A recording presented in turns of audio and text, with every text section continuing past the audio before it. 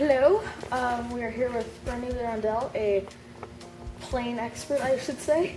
Today we're talking about the Mallard, right behind us. And so we're just going to do a kind of a interview, a Q&A sort of thing. So, okay. My first question is, what is a Mallard? Well, a Mallard was designed by the Grumman Aircraft Company in Long Island, New York in the late, or I should say the mid-1940s.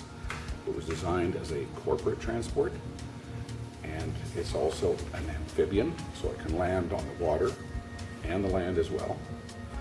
They first went into production in 1946, and the last one was built in 1951. In that period of time, they built 59 airplanes. This one here is number 54 of the 59. And when they were new, they cost about $120,000. Which, if you convert to 2015 money, is about 1.5 million. Wow. So let's say that they didn't depreciate. Okay. Wow. Okay. Well, the second question is can you give me some technical info about the airplane? Okay. The airplane cruises at a speed of about 250 kilometers an hour. It's capable of flying at, say, approximately about 6,000 meters would be its highest that it would fly at. Right. But I normally fly it on the coast here at about 100 to 200 meters. Right. So it's more scenic. It's more scenic that way. Nice. Yeah. You've experienced that firsthand, so Definitely, you know what I'm yeah. talking about. Yeah. Fuel-wise, it carries approximately 1,800 liters of fuel. And So how far is that? well, it works out to, in a cruise, we burn probably around about 200 to 250 liters an hour. So it will fly for 8 or 9 hours without refueling. So yeah, we can cover a lot of ground. So the gross weight of the airplane is 12,700 pounds, 750 pounds. So I'm not too sure what that is in kilos. I guess go in half, about 6,000 kilos, somewhere around there. I don't know. What else? So with the fuel, does that include the tip tanks? That includes the tip tanks as well. Those tip tanks will hold 200 liters of fuel. Right. Not all of the Mallards have the optional tip tank fuel, Right. but this one does. Okay. Okay. My third question is, what do you know about the history of J54 specifically? J54 was built in 1950, so it's now 65 years old. Right. It was originally a factory demonstrator airplane, and then it went from there to one of the oil companies, a better known oil company in the United States. Probably its origins in Canada, especially on the west coast. It was owned by a company in Vancouver in the early 1970s, and they had it for 6 or 7 years, and they used to fly passengers up and down the west coast between Vancouver, Bella Coola, Prince Rupert, Sandspit, those areas. So it was well known on the coast for a while. Very luxurious transport. Well, not in those days. Oh, in those okay. days, it was for just hauling fishermen, people like that, workers up and down the coast. And then at one point in his career, it was in Central America, smuggling drugs, and it belonged to a dictator in Panama.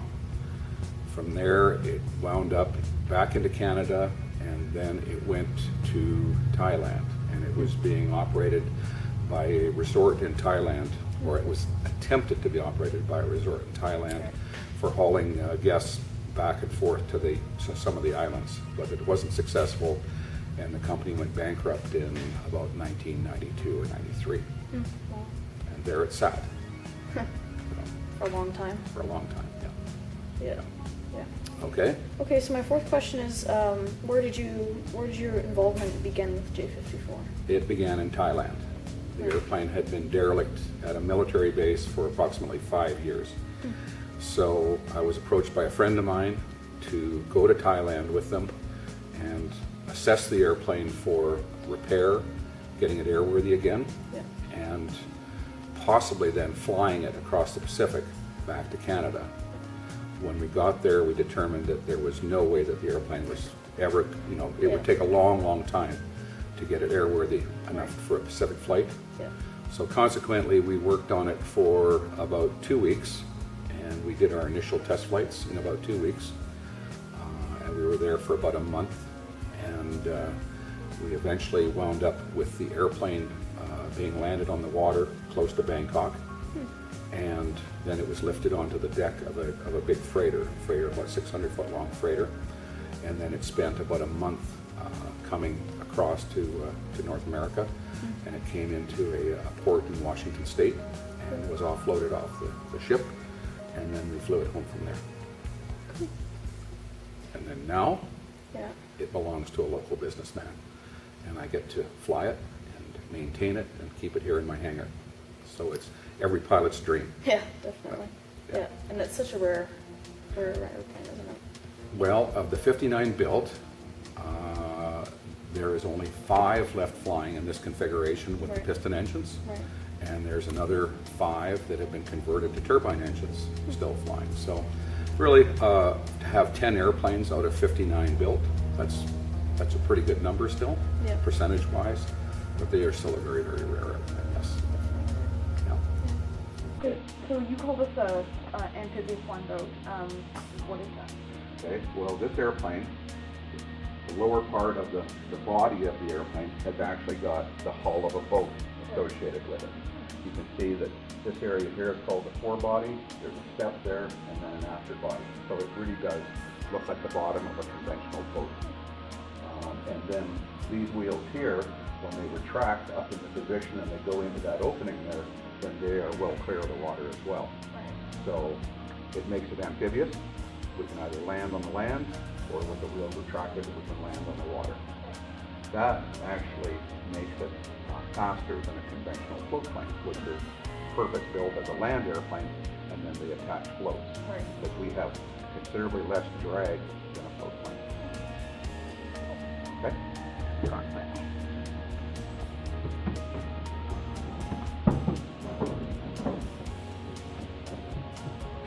Okay, so can you tell me a bit about the cockpit here? Okay, the cockpit is pretty much as it was layout-wise when the airplane was built. These are all engine gauges here.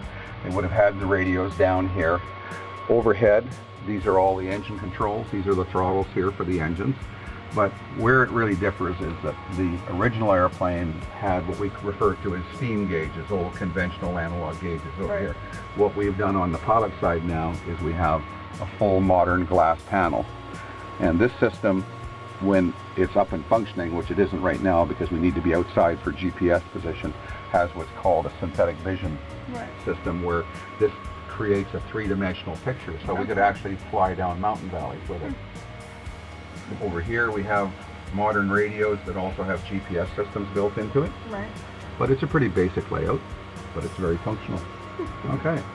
Thanks for coming and watching my presentation. Yeah, so.